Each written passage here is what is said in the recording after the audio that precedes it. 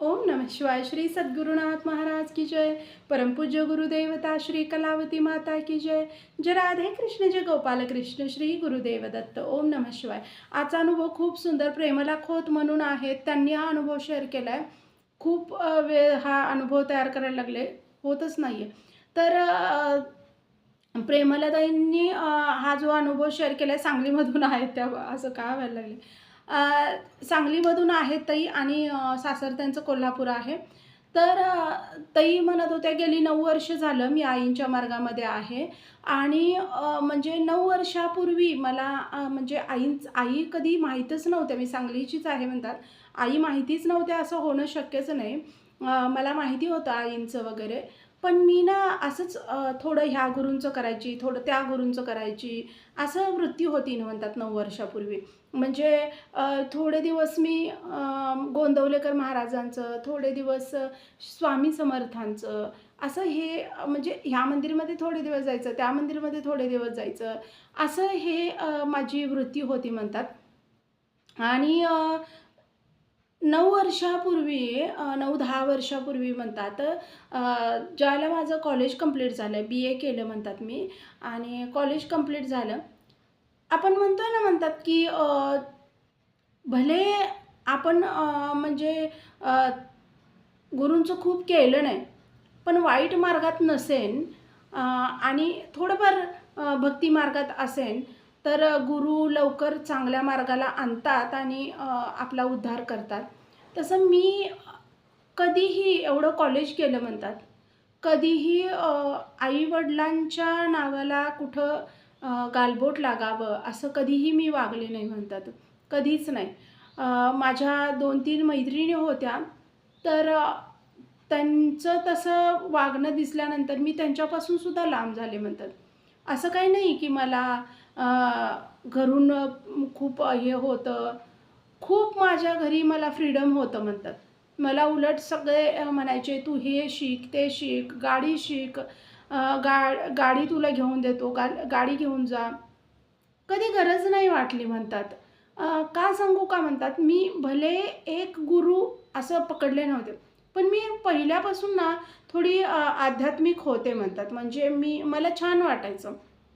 कधी मी स्वामी समर्थांच्या मंदिरमध्ये गेलं किंवा तिकडं हे होतं आमच्या इथं हे होतं म्हणतात शाखा म्हणतो ना आपण काय त्यांनी वेगळा शब्द वापरला काहीतरी. तर तिथं पण मी जायची म्हणतात. तर मला चांगलं वाटायचं म्हणतात तिथं गेल्यानंतर. मी गोंदवलेकर महाराजांचं हे केलेलं आहे. गजानन महाराजांचं म्हणजे सगळ्यांचं मी वाचन वगैरे सगळ्या ह्याचं. त्याच्यानंतर मनाचे श्लोक होते आमच्या घरात, तर ती मी कायम वाचायची म्हणतात. अ, बरेच शिवलीलामृत होतं घरी, ते मी वाचायची म्हणतात. म्हणजे बऱ्याच गोष्टी ज्या आध्यात्मिक मार्गात आणतात आपल्याला, अशा बऱ्याच गोष्टी माझ्याकडून होत होत्या. पण असं काही नाही की प्रॉपर मी ह्यांचं. बरं आईंचं माहीत नव्हतं असं पण नाही. आईच्या सुद्धा मंदिरमध्ये मी गेलेले होते मध्ये म्हणतात एकीसोबत मी गेलेले होते म्हणजे एका फ्रेंड्ससोबत. तर तिच्यासोबत म्हणतात मी आईंच्या मंदिरमध्ये पण बऱ्याच वेळेला गेलेले होते. असं काही नाही आणि आईंची बालोपासना होती घरामध्ये. त्याच्यानंतर एक छोटंसं पुस्तक होतं आईंचं. मला आठवत नाही म्हणतात आणि ते परत मला सापडलं पण नाही म्हणतात. कुठं खूपशी पुस्तकं होती, कुठं-कुठं गेलेलं होतं. तर त्यामुळं मग म्हणतात असं काही माहीत नव्हतं असं नाही. पण बी-ए झालं माझं माझं म्हणतात. पण त्या गोष्टीमुळं म्हणतात की मी कधीही चुकीच्या मार्गाला गेले नाही. म्हणजे कधीच नाही. कधी मी कॉलेजमध्ये म्हणजे माझं लग्न झालं, त्याच व्यक्तीशी माझं प्रेमही झालं म्हणतात. म्हणजे असं कधीच नाही. म्हणजे हां, वाटलं नाही असं मी कधी म्हणणार नाही म्हणतात, की मला ते एक वय असते. तर त्या वयात वाटलं नाही असं मी कधी म्हणणार नाही असं म्हणतात. पण मी कधीही असं हे केलं नाही म्हणतात. आणि कधी मी म्हणजे 1-2 वेळा मला तसं पुढनं हे आलेलं होतं. पण मी त्या गोष्टींमध्ये अडकले नाही म्हणतात. माझ्या एक 2-3 मैत्रिणी होते, तर मी त्यांच्याशी सुद्धा लांब राहिले. ज्यावेळेला मला ते समजायला लागलं, की पण असं काही नव्हतं. माझ्या आई-वडिलांना त्या गोष्टीत कधीच माझं टेन्शन राहिलं नाही म्हणतात, कधीच नाही. माझ्या बहिणीचं होतं, पण माझं कधीही नव्हतं म्हणतात असलं टेन्शन माझ्या आई-वडिलांना. उलट मला हे कर, ते कर असं बोलायचे म्हणतात. पण तुम्हाला सांगू ह्या गोष्टींमुळं मी कदाचित त्या गोष्टींपासून लांब होते. का तर एक गुरु नाही पकडले, ठीक आहे. पण मी अध्यात्मामध्ये होते आणि ह्याच गोष्टी नंतर बी-ए झाल्यानंतर 1 वर्ष मी घरीच होते म्हणतात. तर मला घरी सारखं बोलत होते, "काहीतरी तर कर, काहीतरी असं काहीतरी कर, की जेणेकरून तुला फ्युचरमध्ये उपयोगाला होईल. असं काहीतरी तर कर." तर मला असं वाटायचं काय करायचं? मला कुठल्याच गोष्टींची आवड नव्हती म्हणतात. म्हणजे मी शिक्षणही मी कधी फेल झाले नाही म्हणतात. पण शिक्षणसुद्धा मी असं म्हणजे असंच केलं म्हणतात, की नव्हता मला शिक्षणात पण तेवढा इंटरेस्ट म्हणतात.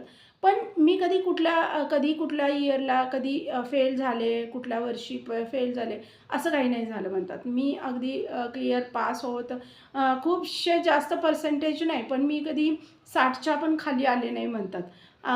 तर अशा पद्धतीनं मार्क्स पण घेत गेले. बी-ए झाल्यानंतर मग असं वाटायला लागलं आता काय करायचं? 4 महिने घरीच आणि मला ना खूप स्वयंपाकाची आवड आणि घरच्या गोष्टींची म्हणजे हे कसं छान दिसेल, ते कसं छान दिसेल, घरात खूप चांगलं आवरायचं वगैरे ह्या गोष्टींची खूप आवड आणि घरात खूप माणसं म्हणतात माझ्या माहेरी.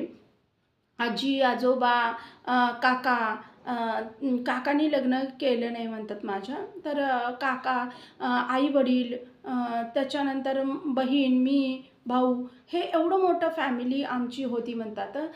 तर त्यामुळं कधी असं हे नाही म्हणतात म्हणजे छोटं कुटुंब आहे, बाबा एकटं वगैरे असं नाही. 4 माणसात मिसळणं वगैरे होतं. पण मी बाहेरच्यांमध्ये जास्त कधी मिसळायचे नाही म्हणतात. आणि घर छान ठेवणं, त्याच्यानंतर स्वयंपाक मस्त-मस्त बनवणं काहीतरी, याच गोष्टींची मला खूप आधीपासून आवड. आईला खूप वाईट वाटायचं म्हणतात, की "काय आहे हे? म्हणजे कशासाठी हे असं म्हणजे हे तर आयुष्यभर करायचं आहे. अगं शिकायचे दिवस आहेत. चांगलं काही-काही शिक, बाहेर पड, चांगलं म्हणजे काहीतरी 4 पैसे मिळवता येतील, असं काहीतरी हे कर." असं. बहीण माझी खूप ॲक्टिव्ह बाहेरच्या गोष्टींमध्ये सगळ्या आणि हुशार पण शाळेमध्ये पण आणि सगळ्याच गोष्टींमध्ये. मी तशी नव्हते म्हणतात. तर मग आईला मी बोलले, "काय करू नेमकं?" स्थळं यायला लागलेली होती म्हणतात. तर 2-3 स्थळं आम्हाला पसंत पडली, पण ते ते त्यांना काही हे नाही आणि 1-2 म्हणतात, की म्हणजे देण्या-घेण्यामध्येच हे झालेलं होतं. अ, बाकीच्या 1-2घांनी मला पसंत केलेलं होतं, पण आम्हाला ते नाही बरं वाटलं वगैरे असं ते झालेलं होतं म्हणतात. तर आईला वाटत होतं लवकर-लवकर लग्न तर होऊ दे, का तर ही काही शिकत तर नाही आहे, काय नाही आहे. काही करत पण नाही आहे, तर मग लग्न करून टाकूया हिचं, असं आईचं चाललेलं होतं म्हणतात. तर मग असे 4 महिने गेले म्हणतात. ग्रॅज्युएशन कंप्लीट झाल्यानंतर 4 महिने झाले आणि मी ना एकदा माझी मैत्रीण एकदा बोलली म्हणतात की आपण आईंच्या मंदिरमध्ये जाऊया, आता वेळ आहे मला पण खूप. तर मी गेले नाही, तर आईंच्या मंदिरमध्ये जाऊया. तिच्या आत्यासोबत ती जायची म्हणतात. तिच्या घरचे कोण करत नव्हते. तर ठीक आहे म्हटलं आणि ती बोलली, "आपण जायचं का आता? रेग्युलर थोडे दिवस जाऊया. का मला पण वेळ आहे." तर "हां, जाऊया ना," असं मी बोलले म्हणल्या आणि तर तिचं काय बिनसलं काय माहीत नाही. आत्यासोबतच काहीतरी बिनसलं आणि ती "आपण जाऊया, आपलं आपण जाऊया," असं बोलली म्हणतात आणि ती आलीच नाही. एक दिवशी मलाच असं वाटलं, की अरे जाऊन येऊया आईंच्या मंदिरला. आता आपण बोललोयच जाऊया म्हणून, तर आपलं आपणच जाऊन जाऊन येऊ. मग मी एकदा गेलेले होते म्हणतात. 4 ते 5:30चं भजन त्या टाईममध्ये मी गेलेले होते आणि मी भजनाला गेले. भजनातून बाहेर आले म्हणतात आणि घरचा साधा ड्रेस आपला घालून वगैरे मी गेलेले होते आणि तिथनं जाऊन आले म्हणतात मंदिरातनं. मंदिरातून जाऊन आले.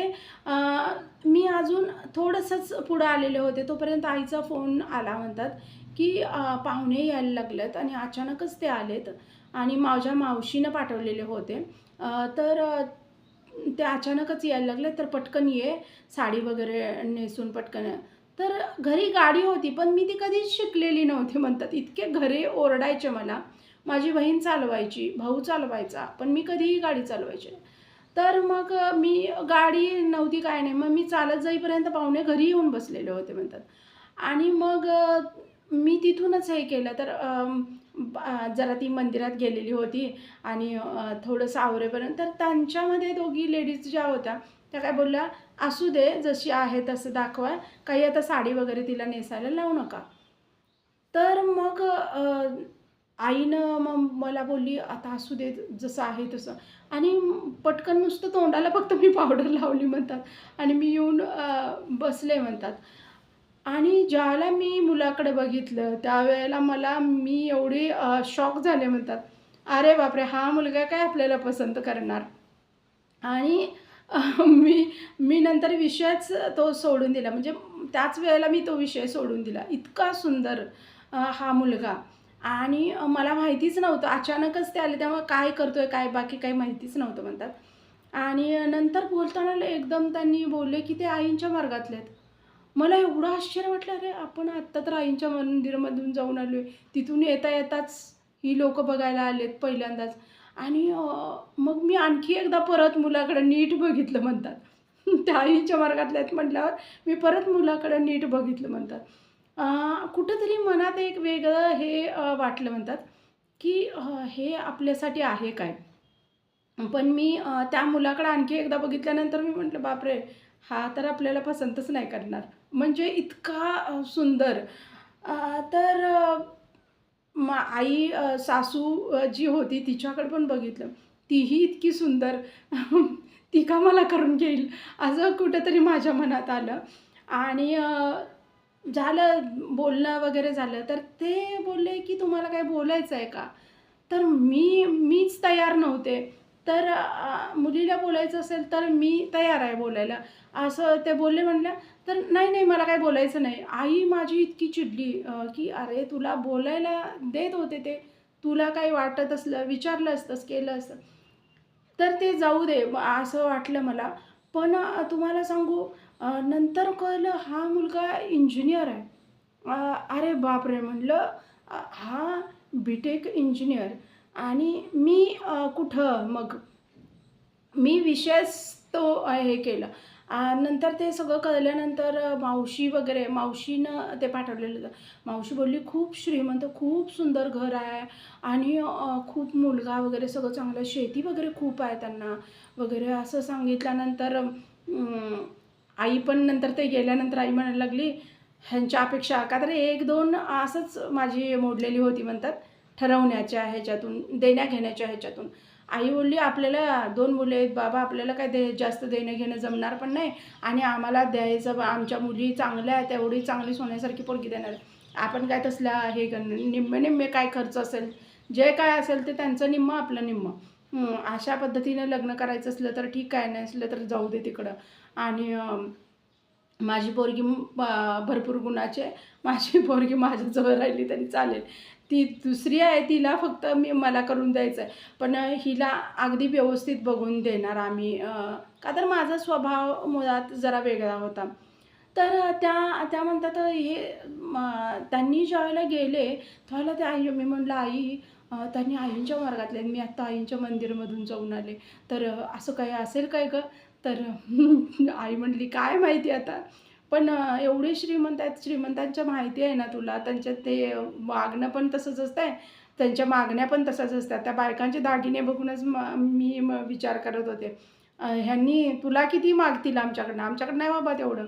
असं आई बोलली म्हणतात. आणि मी ना त्या दिवशी काय माहिती म्हणतात काय वाटलं, एक छोटासा, एकदम छोटासा फोटो होता म्हणतात माझ्याकडं. तसं तर सगळ्यांचे फोटो होते म्हणतात. गोंदवलेकर महाराज, स्वामी समर्थ सगळ्यांचे ते पुस्तकं वगैरे पण सगळ्यांची. तर एकदम छोटासा आईचा फोटो होता. तो मी त्या दिवशी ना देव्हाऱ्यात लावला आणि देव्हाऱ्यात लावला तो पण असा की आमचा तांब्या जो होता म्हणतो आपण म्हणतो कलश, तो जो ठेवलेला होता त्याला चिटकवून तो फोटो लावला म्हणतात. ती दुसरीकडे जागाच नव्हती. तर तिथं तो फोटो लावला आणि माहीत नाही म्हणतात का, पण मला खरंच ते खूप आवडलेलं होतं म्हणतात.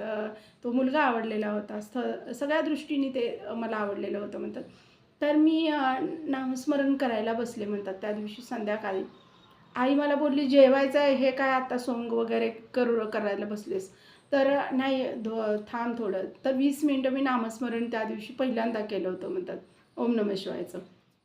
आणि नामस्मरण केलं 20 मिनिटं आणि बोलले, "आई, तुमच्या मंदिरमधून यायला लागलेले होते आणि हे स्थळ आले आणि मला खरंच आवडलं आहे आणि खरंच जर चांगलं असेल तर माझ्यासाठी त्यांना मी पसंत पडू दे आणि माझ्यासाठी हे ठरवू दे." असं मी आईंना बोलले. आणि मी फक्त आईंना नाही बोलले म्हणतात. मी गोंदवलेकर महाराजांना पण बोलले, मी स्वामी समर्थांना पण बोलले, मी गजानन महाराजांना पण बोलले. सगळ्यांना बोलले म्हणतात. आणि मग मी उठले म्हणतात आणि तिथून उठल्यानंतर जेवण वगैरे झालं. 2 दिवस झाले. काही निरोप आला नाही म्हणतात.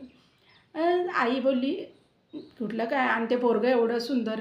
मला आई पण बघितल्यावर आई बोलली माझी म्हणतात, "मला सगळ्या बायका विचारल्या, तू कुठनं शोधून काढलं, कुठनं शोधून काढलं?" तर हे इतका सुंदर होता तो मुलगा. आणि जाऊ दे, ते काय विचार करू नकोस, आई मला बोलली म्हणतात.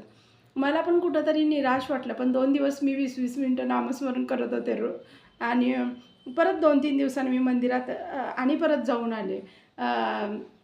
आईंच्या पुढे आणि परत बोलून आले.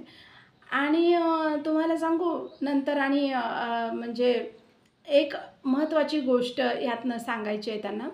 तर त्या दिवशी मंदिरातनं आणि एकदा जाऊन आले म्हणतात आणि त्या दिवशी परत नामस्मरण करत बसले. परत नामस्मरण करताना मी आईंना बोलले, "आई, नामस्मरण झाल्यावर आई आणि आता 2 दिवस झाले त्यांचा तर काही निरोप नाही आला, पण तरीसुद्धा मला कुठेतरी वाटतंय की यावा निरोप आणि प्लीज मला माझ्यासाठी होय म्हणू दे." ते म्हणजे खूप सगळ्या दृष्टीने चांगलं आहे असं सगळीकडून कळलेलं होतं ना, मावशीनं वगैरे बघितलेलं होतं. तर मला होय म्हणू दे. मी बोलले. परत सगळ्या गोंदवलेकर महाराजांना, परत स्वामी समर्थांना, परत सगळ्यांना.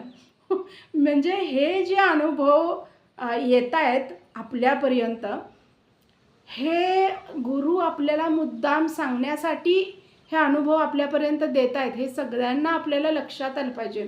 का तर ना तुम्ही ह्यांना पण मागणार, ह्यांना पण मागणार, त्यांना पण मागणार तीच गोष्ट. ते म्हणतील ह्यांनी देतील, गोंदवलेकर महाराज म्हणणार स्वामी समर्थ देतील, स्वामी समर्थ म्हणणार गजानन महाराज देतील, गजानन महाराज म्हणणार आईंच्या मंदिरात जाऊन आले आई देतील.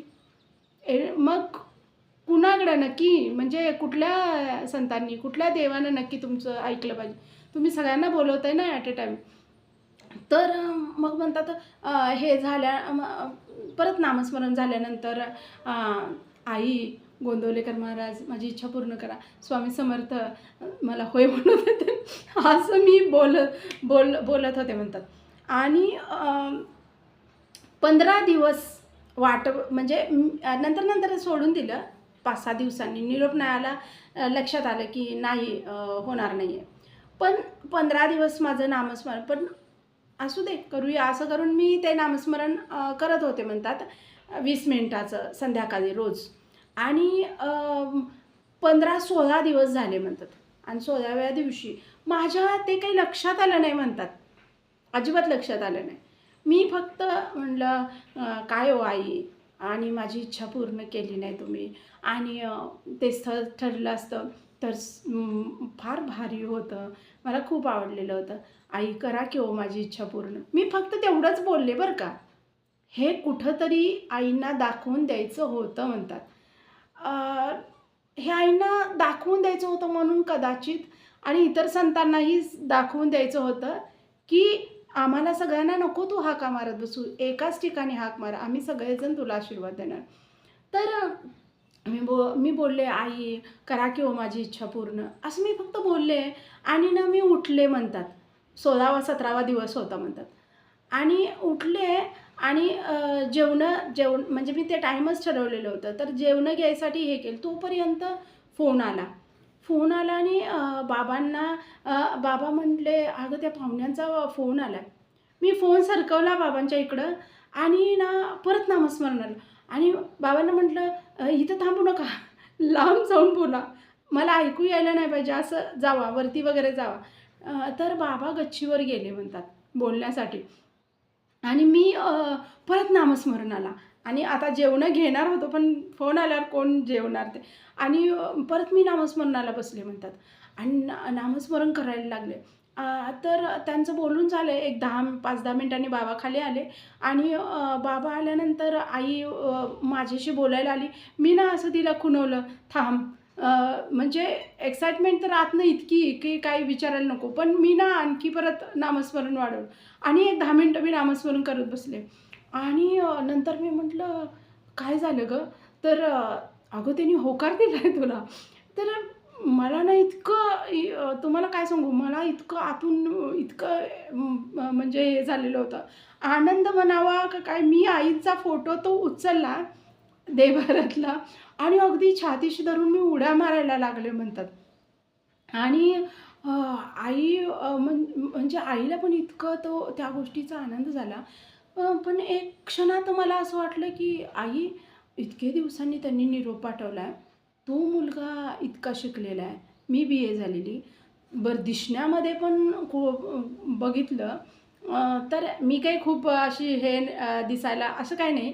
मी पण बऱ्यापैकी चांगलीच दिसणारी मुलगी आहे म्हणतात त्या. पण त्यांचं दिसणं आणि माझ्यामध्ये कुठेतरी खूपच जास्त अंतर आहे म्हणतात. अ, तर आई पण बोलली, "होय गं, मला पण भीती वाटते." तर मी म्हटलं, "मला पण हीच भीती आहे, की त्या मुलाच्या विरोधात वगैरे काही चाललंय का काय वगैरे." मग तर आई बोलली, "म्हणून तुला त्या दिवशी त्यांनी विचारत होते ना, बोलणार का? तर त्या दिवशी बोलली असतीस तर थोडंसं कळलं तर असतं तुला, की नेमका काय त्याच्या मनातनं आहे, नाही आहे वगैरे समजलं असतं." मग मी परत आणि फोटो ठेवून आले. आईचा होता तिथं आणि आईनं परत प्रार्थना केली, "आई असं काही नसावं हां, कुठल्या अ, म्हणजे कुठल्या दबावापोटी त्यांना होकार दिला असं काही नसावं किंवा बाकीच्या कुठल्या काही गोष्टी नसाव्या. काहीतरी म्हणजे काही वेगळं काहीतरी नसावं. कधी इतक्या दिवसांनी निरोप पाठवला आहे आणि ते पण म्हणजे खूपच सगळ्याच गोष्टीत तफावत आहे. त्यांची आर्थिक परिस्थिती, आमची परिस्थिती, त्यांचं त्याचं शिक्षण, माझं शिक्षण सगळ्याच गोष्टींमध्ये दिसणं हे सगळ्याच गोष्टींमध्ये खूप मोठी तफावत आहे. तर आई तसं काही नसावं हां, असं मी बोलले. फक्त आईंनाच बोलले, बरं का. हे माझ्या लक्षात नव्हतं आलेलं. हे आपसूक माझ्याकडून तसं झालेलं होतं म्हणतात. ही सगळ्यात महत्त्वाची गोष्ट. आई असं काही नसावं बरं का. असं मी बोलले आणि ना त्याच दिवशी आम्ही जेवायला बसलो आणि जेवलो आणि त्याच दिवशी 11:15 वाजता रात्री त्यांचा परत फोन आला म्हणतात आणि फोन आला, की "आपण उद्या भेटूया का?" म्हणजे घरचे सगळे तयार असतील तर. बापरे! मला बोलायचं कळेना म्हणतात. अ, आईकडं फोन दिला. हां, आईला का तर असं मी कधीच विचार केला नव्हता म्हणतात. आणि आईकडे फोन दिला. आई बोलली म्हणजे तिला पण काही बोलावं काय सुचेना. हां, मी ह्यांना विचारून सांगते थांबा. आईनं बाबांकडे फोन दिला. त्यांनी विचारलं, की म्हणजे भेटू शकतोय का आम्ही? तर बाबा बोलले, "हां, चालेल, चालेल. भेटा, भेटा." आणि तुम्हाला सांगू म्हणतात मी आयुष्यात कधीही असा विचार केला नव्हता, की मी कधी मग मी बहिणीला घेऊन भेटण्यासाठी. तर मग माझी बहीण आणि मी इतकी घाबरलेले होते म्हणतात. तर मग जायच्या आधी आपण पेपरला वगैरे जाताना मी 6वी-7वीत असताना खूप घाबरायची म्हणतात. तर त्यावेळेला जशी भीती तशी मला ती कुठेतरी तर मी जायच्या आधी म्हणतात त्या दिवशी ना इतकं नामस्मरण केलेलं होतं म्हणतात. दिवसभर मी ओम नमः शिवाय म्हणत फिरत होते. दिवसभर ओम नमः शिवाय फिरत होते. का तर जायचं होतं म्हणजे आपण भेटूया 6-6:30 वाजता संध्याकाळी भेटूया असं त्यांनी सांगितलेलं होतं म्हणतात. आणि मी आईंच्या मंदिरमध्ये जाऊन आले. परत नामस्मरण दिवसभर नामस्मरण करत होते आणि जायच्या आधी पण जायच्या आधी पण त्या म्हणतात, "मी ना ते अगरबत्तीचा जो अंगारा असतोय आपण मंदिरातनं हे करतोय. मी मंदिरात जाऊन आले, तर तो अंगारा पुडी भरून आणलेला. तो मी पाण्यात टाकून सारखी पीत होते म्हणतात. तर माझी बहीण बोलली, "ते एकदाच तोंडात मारून घे, खाऊन घे तो." अगं बोलण्यात काही चूक होऊ नये म्हणून मी खायला लागले हे. तर ह्या गोष्टी खूप आता हे वाटतात, पण ती आईंची कृपा होती म्हणतात. हे जे होतं ते आईंची कृपा होती म्हणतात. आणि मी आणि जायच्या आधी 2 माळी जप केला मी आणि परत बसून जप केला म्हणतात. आणि मग आम्ही निघालो म्हणतात. निघालो तर 6 वाजता निघालेलो होतो म्हणतात. आणि त्यांनी तिकडून आले. तर आई बोलत होती, "या घरी वगैरे." तर नाही बोलले ते, "नको बाहेरच मी भेटून लगेच मी तिकडूनच जाईन." तर आई बऱ्याच वेळेला बोलली, "नाही इथपर्यंत आलाय आणि इथूनच तसं कसं जाता? येऊन जेवून जावा. बरं तुम्हाला काय जे बोलायचं असेल बाहेर बोला तुम्ही, पण येऊन जेवून जावा वगैरे." पण ते आले नाहीत घरी. तर मला अशी भीती, मग मी हे करताना सुद्धा आईंना नमस्कार केला, आईंना बोलले आणि हे सगळं इतके दिवस मी सगळ्या देवांची नावं घेत होते. पण ह्या 2-4 दिवसात मी फक्त आईंशी बोलत होते. मी फक्त आईंना मागत होते म्हणतात.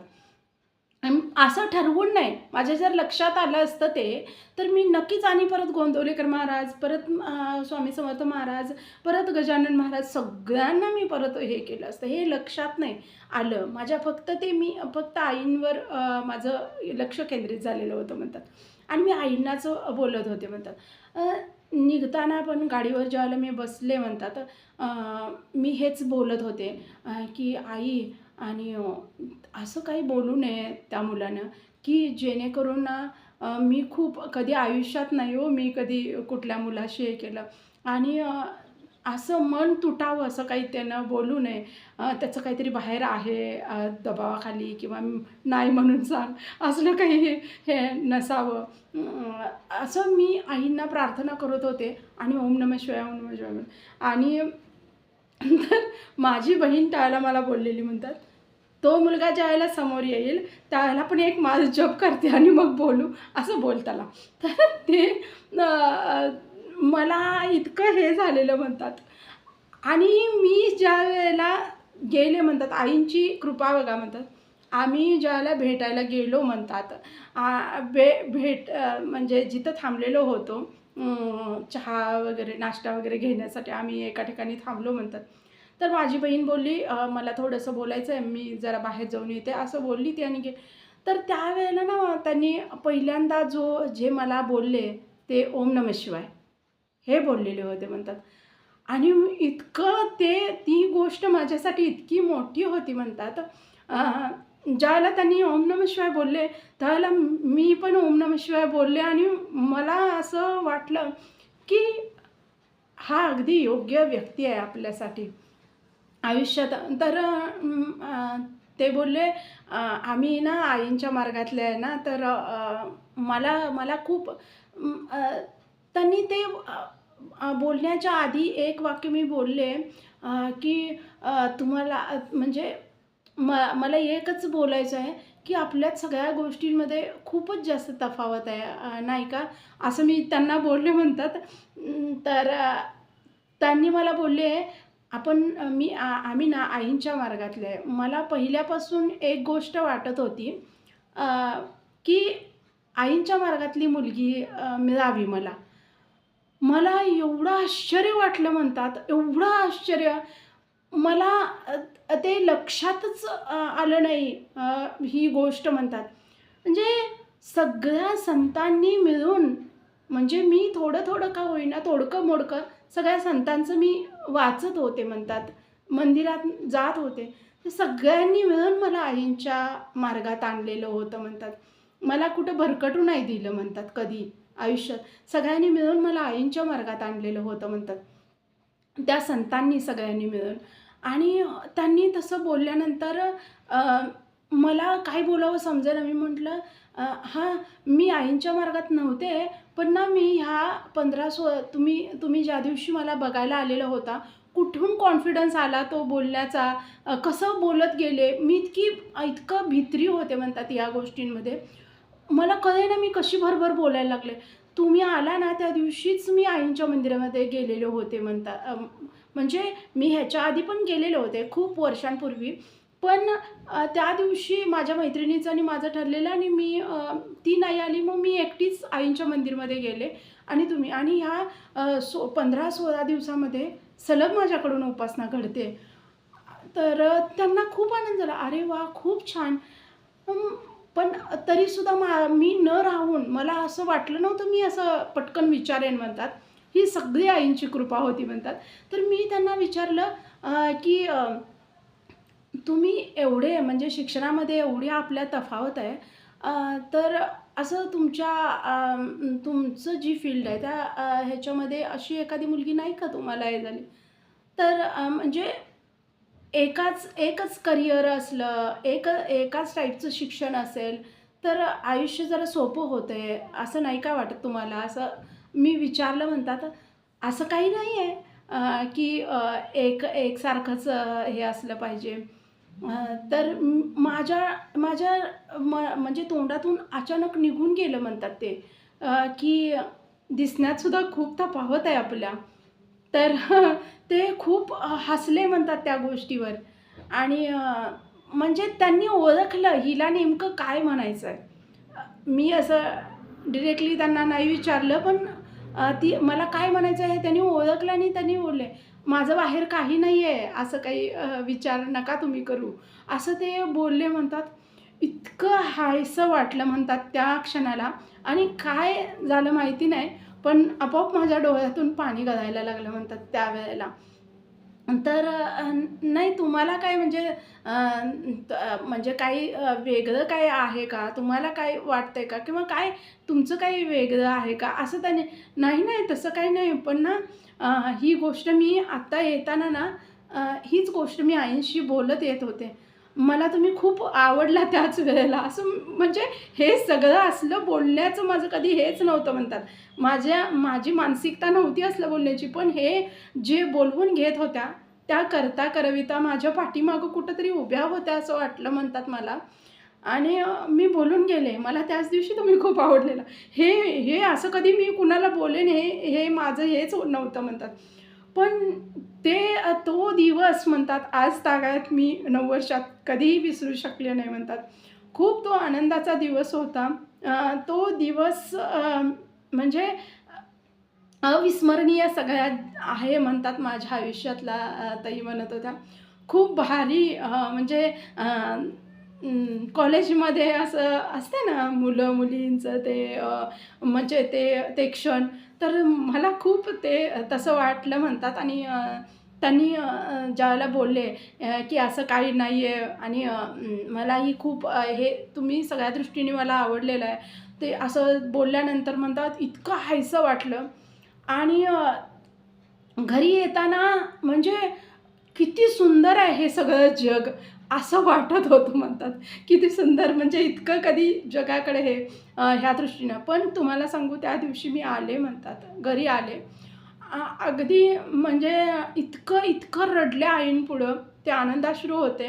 इतके रडले. त्याच दिवशी मी बाबांना म्हटलं म्हणतात, "आईंचा खूप मोठा फोटो करून आणायचा आहे बघा आपल्या घरी. म्हणजे देव्हारा मोठा करा, काहीही करा, पण मला आईंचा मोठा फोटो पाहिजे." असं मी बोलले म्हणतात आणि तुम्हाला सांगू म्हणतात ते बाबांनी लगेच पूर्ण पण केलं. दुसऱ्या दिवशी बाबांनी लगेच हे केलं म्हणतात. आईंचा मोठा फोटो आला आमच्या घरी आणि त्या दिवशी रात्री 2.25 तास मी अगदी रडत नामस्मरण करत होते. म्हणजे ते आनंदाश्रू होते. आवरत नव्हते म्हणतात मला. खूप खूप भारी ते जे आमच्यात बोलणं झालेलं होतं किंवा जे मला वाटत होतं त्या गोष्टी काही नव्हत्या ते. आई पण आमची खूप रडली म्हणतात माझ्याकडे बघून त्या दिवशी आणि ज्या पद्धतीनं वाटलेलं होतं, ठरावात काही होईल वगैरे, त्या गोष्टींसाठी सुद्धा मी एक खूप प्रार्थना केली म्हणतात. खूप उपासना केली त्या गोष्टी का तर लग्नाला खूप महिने होते म्हणतात आमच्या. लग्नाला खूपशे महिने म्हणजे तरी म्हणतात 3 3.5 महिन्यांचा अवधी होता म्हणतात. लग्नासाठी. अ, का तर जून-जुलैच्या दरम्यान हे झालेलं होतं म्हणतात, बघणं झालेलं होतं. जुलै-ऑगस्टच्या दरम्यान आणि त्याच्यानंतर ह्याच्यानंतर लग्न हे करणार होतं म्हणतात तुळशी विवाहानंतर. तर खूपसा काळ होता म्हणतात. तर ठरवण्याच्या ह्याच्यात मध्ये वगैरे सुद्धा सगळं निम्मं-निम्मंच आईनं बोललेली होती, की निम्मं-निम्मं. तर मी त्या गोष्टींसाठी आईनं खूप प्रार्थना केलेली होती म्हणतात. जवळ-जवळ 5 तासाचं नामस्मरण आईंनी मी मी हे फक्त ह्याच्यासाठी सांगायला लागले म्हणतात, यातनं काही कुठला दिखावा दाखवायचा नाही आहे, मी किती सेवा केली वगैरे ह्याचा दिखावा नाही. म्हणतात, की मोठी आपली अपेक्षा असेल तर तेवढी मोठ्या मोठ्या संख्येनं सेवा पण झाली पाहिजे, म्हणजे मोठ्या प्रमाणात सेवा पण झाली पाहिजे, असं म्हणतात त्या. तर मी ते ठरवाठरवीपर्यंत 5-5 तासाचं नामस्मरण करत होते म्हणतात, की खूपसं जास्त नाही मागावं त्यांनी. आईची तेवढी आई-वडिलांची तेवढी हे नाही आहे त्यांच्यासारखी. पण तुम्हाला सांगू म्हणतात, आईंनी ठरवलेलं होतं ते. ते आईने ठरवलेलं. आणि मग एकदा मी असंच बसले म्हणतात, म्हणजे काही नाही असंच वाचन करत बसलेले होते म्हणतात. आणि वाचन झाल्यानंतर माझ्या एकदम लक्षात आलं, की म्हणजे खूप वर्षांपूर्वी मी ते वाचलेलं होतं, की ते एक मुस्लिम एक व्यक्ती असतोय, एक हिंदू व्यक्ती असतोय, तो नदीमध्ये पडतोय. खूप वर्षापूर्वी मी वाचलेलं होतं म्हणतात. आईंची प्रकाशनं होती माझ्याकडं, सगळ्या गुरूंची म्हणजे सगळ्यांचं आमच्या पुस्तकं होती म्हणतात. आणि तर ते मी वाचनात माझ्या आलेलं होतं, की तो फक्त अल्ला म्हणत तो तरुण जातोय, हे सगळ्या देवांची नावं घेत आणि मग ते असं ते मी वाचलेलं होतं म्हणतात. तो पण तरुण जातोय. तो पण तरुण जातोय. पण नाही बहुतेक तो काहीतरी हे होतोय. ताई बोलल्या, माझ्या पण एवढं लक्षात नाही आहे. ताई बोलल्या म्हणजे त्यांनी क्लिअर व्यवस्थित सांगितलं. मग आहे ते आईंच्या कुठल्यातरी पुस्तकात आहे. त्यांनी पण मला बोलल्या नाही, त्यामुळे माझ्या पण डोक्यात नाही आहे ते कुठल्यातरी ह्याच्यामध्ये आहे. तर तिथं देव ज्यावेळेला बहुतेक देव विचारतोय, की देवा मला असं काय केलं? तर तू सगळ्यांची नावं घेत बसलास. मग शंकरांना मला वाटलं की शंकर जातील, शंकरांना वाटलं विष्णू जातील, हे हे त्यात कॉन्व्हर्सेशन आहे.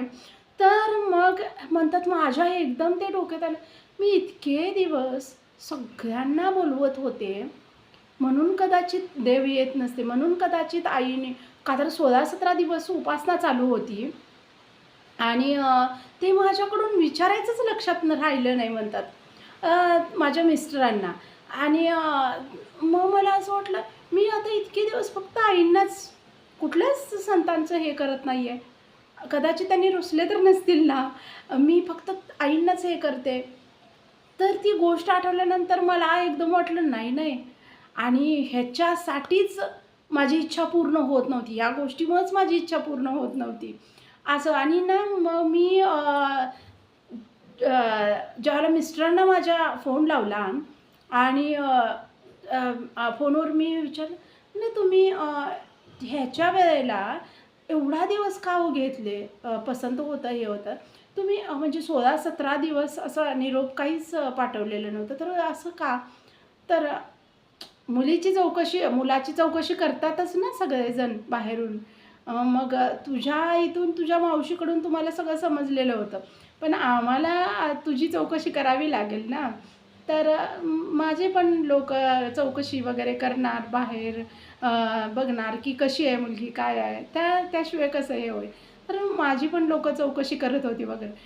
मग माझ्या लक्षात आलं की ती चौकशी एक बहाणा होता.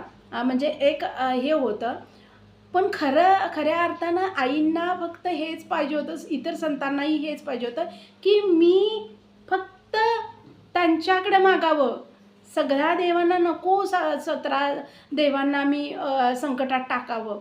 जे काही आहे ती एकाच्या ठिकाणी निष्ठा ठेवून एकालाच मागावं, असं आईंना वाटत होतं. इतर संतांनाही ते वाटत होतं. आणि मग माझ्या ते लक्षात आलं म्हणतात. आणि त्याच्यानंतर मग लग्न अगदी व्यवस्थित आमचं पार पडलं. जसं ठरलेलं होतं. खरंच त्या पद्धतीनं जर मागण्या वाढल्या असत्या, तरीसुद्धा आमचं लग्न मोडलं असतं. आईनं आधीच ते बोललेली होती, "नाही आपल्याला जमणार आणि एका मुलीसाठी ढीगभर कर्ज काढायचं हे नाही होणार." आणि त्यामुळं ती पण खूप भीती होती. 5-5 तासाचं नामस्मरण केलं मी तेवढ्यासाठी म्हणतात. आणि आईने ती पण इच्छा पूर्ण केली. निम्मा-निम्मा खर्च घालून आमचं लग्न झालं. खूप सुंदर लग्न झालं. लग्नानंतर आल्या अडचणी, नाही असं नाही म्हणतात. पण प्रत्येक आईंचा तोपर्यंत आईंवर दृढ विश्वास झालेला होता म्हणतात तोपर्यंत.